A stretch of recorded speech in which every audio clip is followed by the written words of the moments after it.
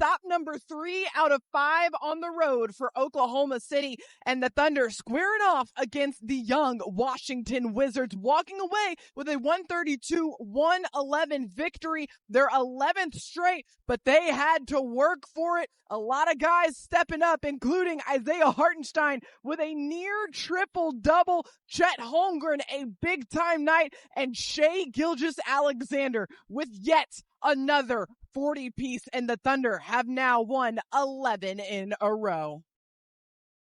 Hey everybody, welcome back inside of Capital One Arena and into Thunder Live. I'm Paris Lawson alongside the Thunder's very own Royce Young. And Royce, you and I were talking pregame about the fact that this is a young team in the Washington Wizards, a team that has lost a slew of games here, but this is also a team that you gotta be careful because they have so many young guys, and in this game, they came out strong, particularly with how well they were shooting the ball, and suddenly it's halftime, and there have been about 13 lead changes between both of these two teams, and the Thunder had to work for it. No doubt about it. The Wizards pushed the Thunder, especially in that first half, really the first 3 quarters of the game. Like you said, they shot the ball really good. Bub Carrington, Bilal Coulibaly shot it really well. Alex Sarr had some really good moments in that first half. And of course, this is what you can see sometimes with a young team. And I thought the Wizards came in and they really tried to dictate some physicality. They were very handsy early on, and they were trying to establish that this was going to be a competition. A lot of people were going to make assumptions about the game, but I thought the Thunder did a great job of really just settling in. And really what we saw is why SGA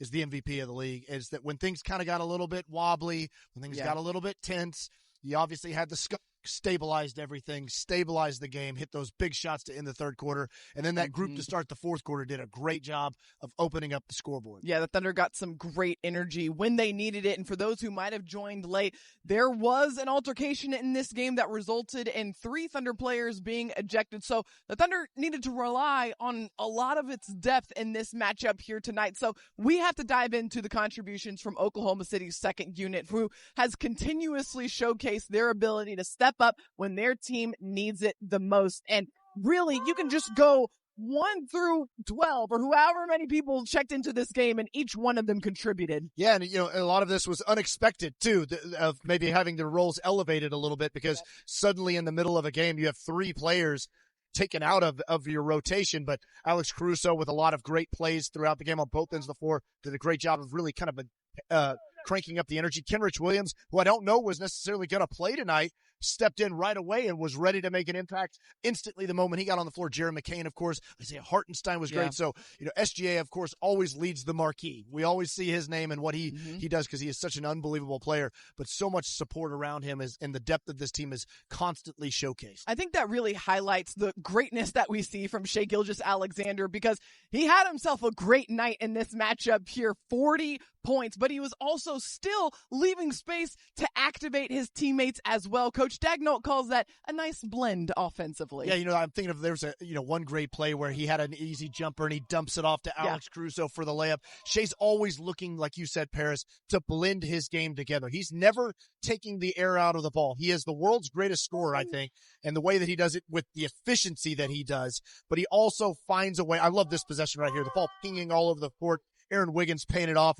And it's just beautiful basketball for SGA to just, again, marry the isolation game along with the ball movement and share and balance the floor game. That is one of the most impossible things. This is that pass to Alex Caruso right there. SGA is an open mid-range jumper, drops it off to Caruso for a little bit better shot. That one's a high percentage That's shot the best one I'm right glad there. He took that one. And oh, by the way, I don't know if anybody told the Wizards, they played titanium in the arena. I thought that. I was like, after that I don't think they're realizing how big of a deal that I think it was appropriate. There's a lot of Thunder fans in the building. Very appropriate. The Thunder fans in this building certainly loved it. Let's talk about the final stats in this game, including Shai's 40 points in this one. The Thunder also out-rebounded the Wizards 55-34.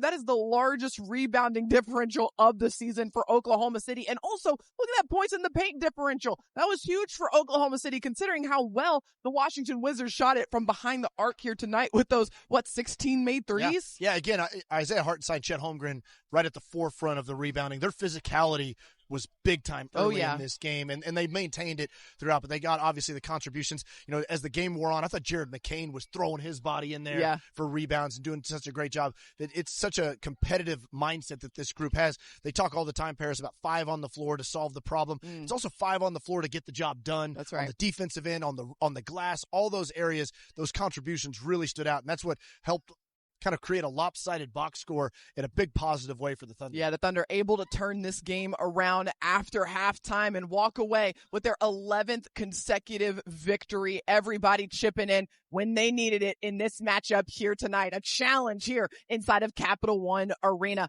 But stick with us here on Thunder Live, because we got to talk about the big man, Isaiah Hartenstein, contributing in all areas of this matchup here in D.C. And after the game, Nick Gallo caught up with our very own Isaiah Hartenstein. Let's listen in. Isaiah, the defense just really clamped down there late third, fourth quarter. What did you all do to make sure that they just didn't have any life left? Should we just lock back in? Shout out to all 3 guys in the back.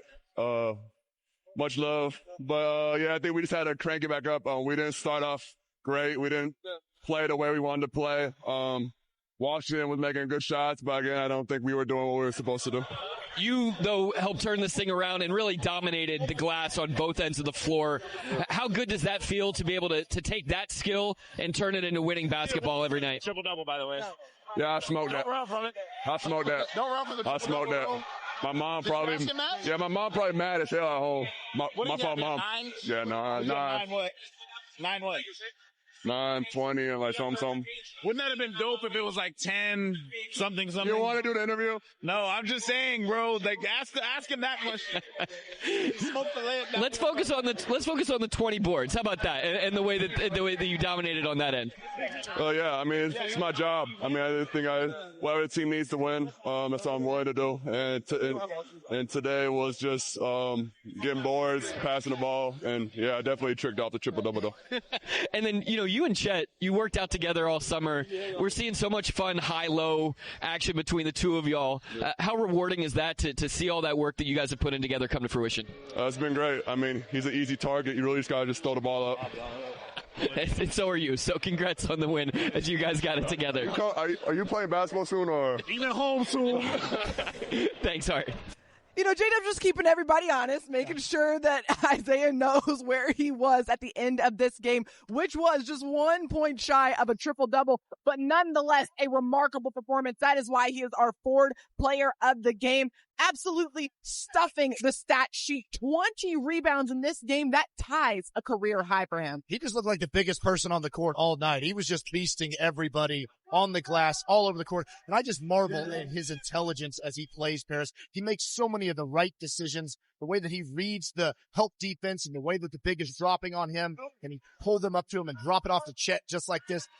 Isaiah Hartenstein just makes so many great decisions. When the ball hits his hands, whether it's on a putback rebound or just in the middle of the floor as he's kind of directing traffic, good things often happen. He is such a high IQ player that makes so many winning plays all over the court. And this is what gets me, is the near triple-double. In 25 minutes of play, he's had a triple-double that has been kind of one of the fastest triple-doubles I've ever seen. Under 24 minutes, he has this ability to impact the game and do so efficiently and within the flow of the Thunder's offense. No doubt about it. And again, we can, I'm sure Hart wishes he would have made one of those free throws, but it's still an amazing game regardless. And it doesn't have to just be round numbers to tell us that, because Hart just does so many great things all over the court. Like you said, Paris, the efficiency in which that he plays with. He's done it before where he's put up these big numbers in limited minutes. And again, he's coming back from his injury. He's working himself back into shape. I just thought he was so big just from the outset of this game of really setting a tone of physicality for the Thunder. It's interesting, Royce, because sometimes we look at Isaiah Hartenstein's box score and we'll see 0 points, but 10 assists and,